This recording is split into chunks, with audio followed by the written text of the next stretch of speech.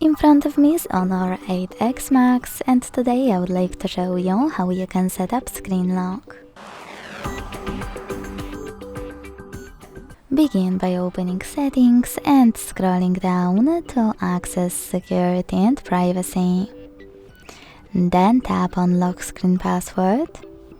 Click on Set Lock Screen Password at the top and choose Change Unlock Method to apply one of those: 4-digit PIN, custom PIN, pattern, or password. Then create your login method. Repeat it to confirm it, and when you finished, tap on Done at the bottom right corner.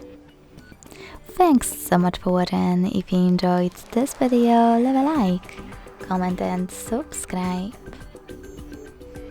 Bye!